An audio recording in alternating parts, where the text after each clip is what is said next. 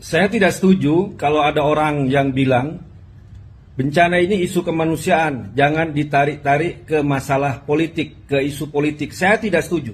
Kenapa? Karena harus ada keputusan politik yang tepat dalam penanganan bencana alam ini. Misalnya apa? Keputusan politik untuk menjadikan bencana ini sebagai bencana darurat nasional. Karena daerah-daerah sudah tidak sanggup. Ada bupati yang menangis karena nggak sanggup mengangkat ratusan jenazah yang sampai sekarang belum tertangani.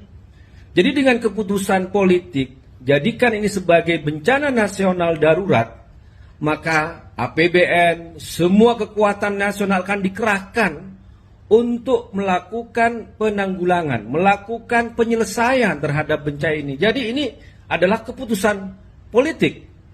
Kemudian juga harus ada keputusan politik untuk melakukan penegakan hukum terhadap penyebab bencana ini, banjir karena penggundulan hutan, dan harus diinvestigasi siapa yang bertanggung jawab memberikan alih fungsi hutan menjadi kebutuhan perusahaan. Ini harus ada investigasi, dan itu melalui keputusan politik. Jadi bencana kemanusiaan ini tidak hanya isu kemanusiaan, tapi adalah soal politik. Karena dengan politik bisa menyelesaikan, bisa melakukan antisipasi, dan bisa melakukan penegakan hukum. Kalau kita sedih, terenyuh, apapun agama, apapun sukunya untuk menolong, itu adalah isu kemanusiaan, itu betul. Tapi untuk menyelesaikan, melakukan antisipasi itu harus dengan yang namanya keputusan politik. Dan orang yang selalu bilang jangan bawa-bawa ke politik, ini adalah isu kemanusiaan, ternyata juga mempolitisir isu ini.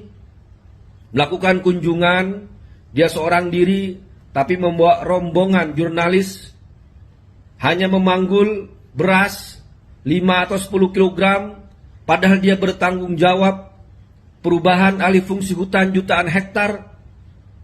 Ini adalah pencitraan politik yang sangat berbahaya. Karena itu harus ada keputusan politik yang tepat untuk menanggulangi bencana ini.